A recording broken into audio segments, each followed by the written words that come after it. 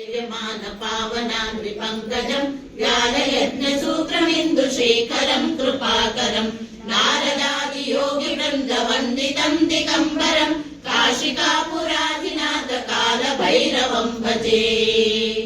भानुकोटिभास्वरम् भवाब्धितारकम् परम् नीलकण्ठमीप्सितार्थदायकम् त्रिलोचनम् कालकालमम्बुजाक्षमस्तशूलमक्षरम् काशिकापुराधिनाथ कालभैरवम् भजे।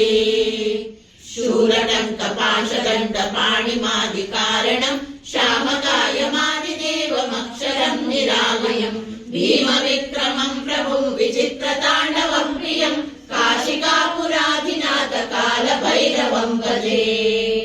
भुक्तिमुक्तिदायकम् प्रशस्तचारुविग्रहम् भक्तवत्सलम् स्थिरम् समस्तलोकविग्रहम् निध्वनम् मनोज्ञयेम किङ्किणीलसत्कटी काशिकापुराधिनाथ कालभैरवम् भजे।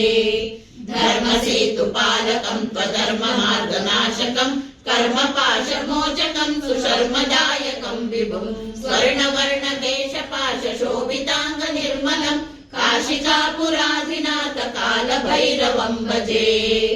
रत्नपादुका प्रभाभिरामपादयुग्मकम् नित्यमद्वितीयमिष्टदैवतम् निरञ्जनम् मृत्युदर्पनाशनम् करालदंश्वभूषणम् काशिकापुराधिनाथ कालभैरवम् भजे। अट्टहासभिन्नपद्मजाण्डकोशसन्तति दृष्टिपाशनष्टपाकजालमुद्रशासनम् अष्टसिद्धिदायकम् कपालमालिकाधरम् काशिकापुराधिनाथ कालभैरवम् भजे। भूतसङ्घनायकम् विशालकीर्तिदायकम् काशीवासिलोकपुण्यपापशोधकम् विभुम् नीतिमार्गकोविदम् पुरातनम् जगत्पति काशिकापुराधिनाथ कालभैरवम् भजे। काशिकापुराधिनाथ कालभैरवम् भजे। काशिकापुराधिनाथ कालभैरवम् भजे।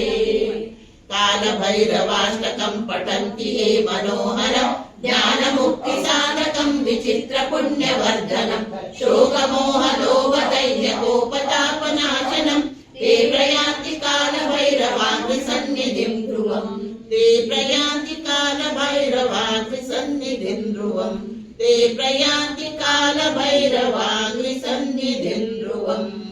इति श्रीमच्छङ्कराचार्यविरचितम् श्रीकालभैरवाष्टकम् सम्पूर्णम्।